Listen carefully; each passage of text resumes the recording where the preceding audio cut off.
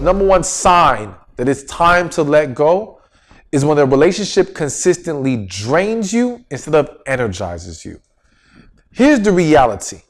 Relationships are not supposed to be stressful, energy draining, life depleting situations. All right. There's supposed to be a dynamic that brings two people together, that creates a stronger unit, that pours love and positivity into each other, that supports each other, that allows us to battle and deal with life better because we have that person that we can lean on by our side. And so when you are in a relationship that is constantly draining and taking from you and depleting you, then it's time to let go. Now, granted, again, I don't want you to just say, well, the minute I feel this way, let me walk away. No, we'll get into how you should approach it. But the reality is that first recognize, is that the case with you? Is that what's going on? Because if it is, why have you still been there? If it is, why is it even happening? Are the issues correctable? Or is it just a symptom of you being with the wrong individual? You got to see when this is a real problem in your relationship. And if it is, then this is a huge sign that it's time to let go. But again, what we do always is address it. We see if we can make adjustments and changes. We see if this draining, this stress, this unhealthiness is due to miscommunication, is due to simply not being on the same page. Sometimes simply talking about things could have easily fixed the problem. And a lot of people don't properly communicate with their partners and attempt to get to the root of the matter. All right. A lot of people are expecting their partner to figure it out, to know this is what you should be doing. Why should I even have to tell you? But you do have to tell them. You do have to express yourself fully so that they're clear on what it is that you need, so that they're clear on what the issue is, because some people don't even realize that you are feeling depleted while they're feeling fine. They could be like, man, I thought everything was good. I'm fine. I'm okay. You seemed okay. You said you're all right. But the whole time, you're feeling destroyed by this relationship. You've got to communicate those things. But again, if it cannot be corrected, after you see that it is taking and depleting you, then yes, that is a sign it is time to let go. Number two sign, it's time to let go. When the issues that have been addressed are not being corrected. So again, here's the key. You have to address the issue first. I will never condone or encourage anyone to simply walk away from a relationship when they've done no addressing of the issues. We got to be able to sit down and talk. We got to be able to get everything out on the table. And you notice I stress the word everything, because many times we address a little thing here, a little thing there, but we're not getting it all out. Maybe it's the fear of they won't be receptive to it. Maybe it's, well, in the past, this conversation hasn't gone well. And I completely understand that, but you cannot allow that to be a scapegoat as to why you're not going to now talk about these things. Because if you're not going to talk about it, how can you continue to have a relationship with them? If we can't talk to each other, we shouldn't be together. Plain and simple. So you've got to be able to get it out. Now, if verbal communication has not worked, and that's very common, that's very typical, then I suggest doing it via a letter.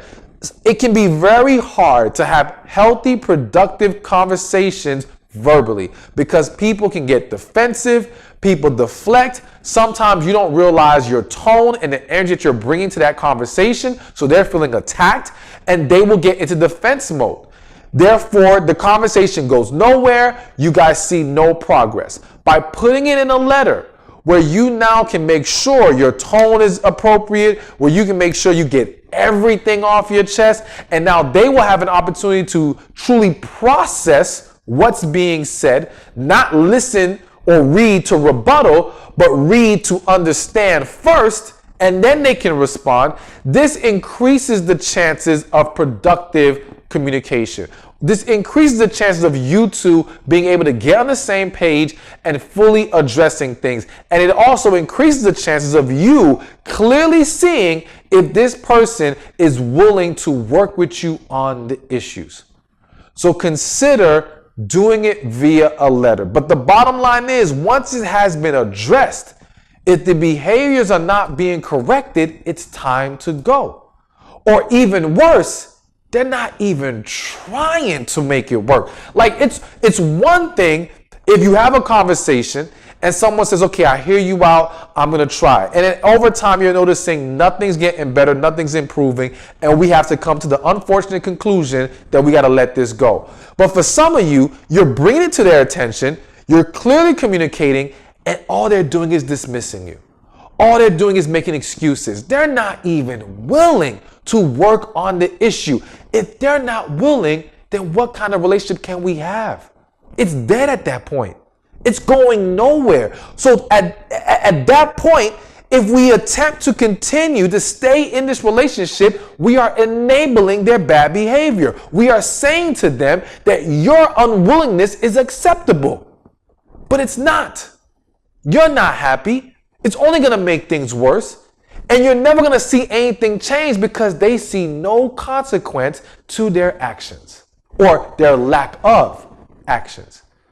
So once you recognize that they're not even willing to work with you, that is indeed a sign it is time to let go. Number 3, when you come to the realization that you're not in love with them. Now listen, that might be a tough one for some of y'all to hear. But here's the reality. And notice I said when you come to this realization, not when you think you're falling out of love. Because a lot of times people say, well, I fell out of love, things changed. No, the love was never really there. And again, I know that might be hard for you to accept because we confuse love with so many different things. We think that we were truly in love, but we were attached. We had an unhealthy attachment to this individual. And sometimes we're so caught up in the hype, in the fantasy of who we think they are, or who we want to believe they are, that we ignore the reality of who they truly are. And when the smoke finally clears and we finally accept that reality, we realize we're not feeling it like that no more. We realize we're not in love with them.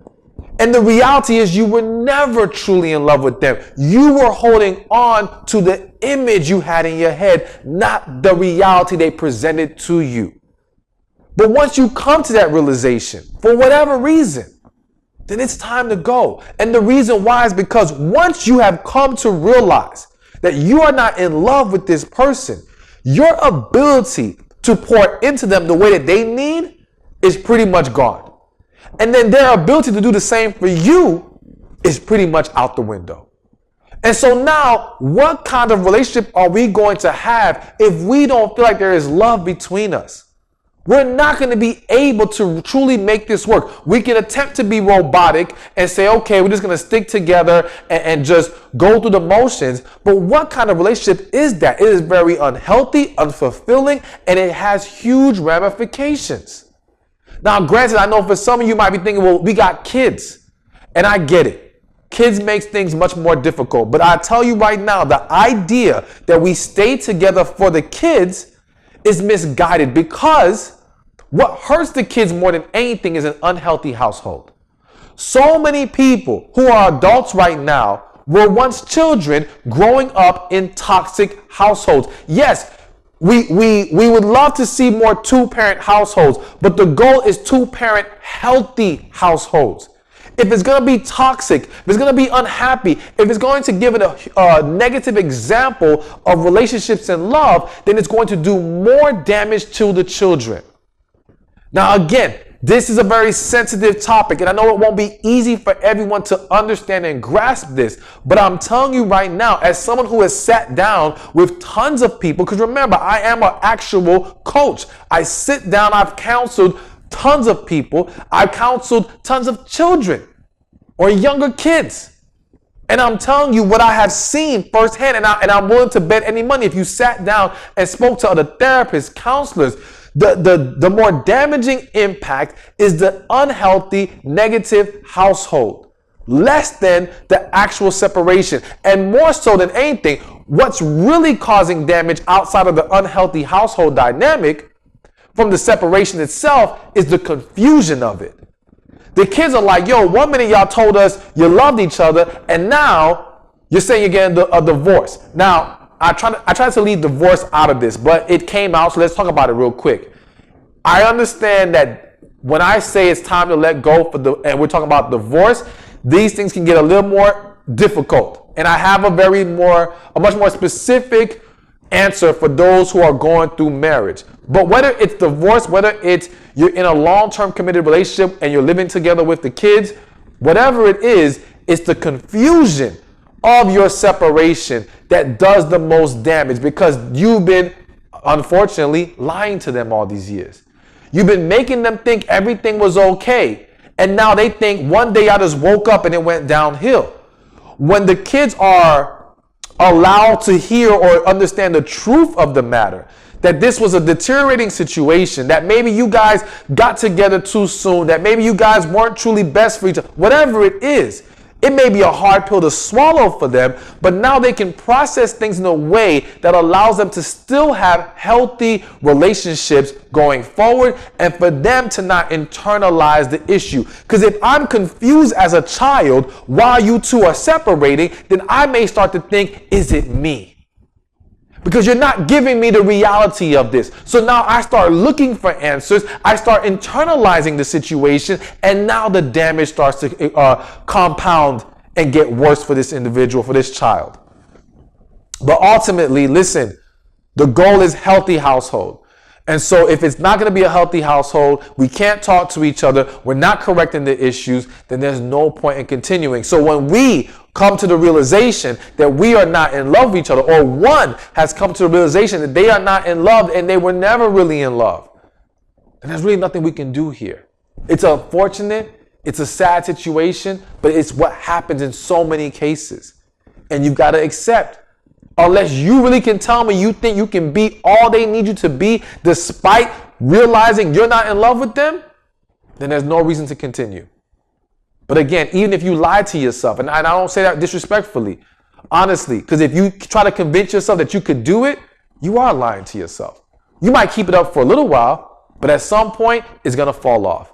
Because when you're not in love, when there's no connection there, your ability to pour into them is just not going to be sustainable. Hey, thank you for watching this video. Be sure to check this one out right here, and I'll see you there. Listen, you deserve a man who loves you, respects you, and cherishes you.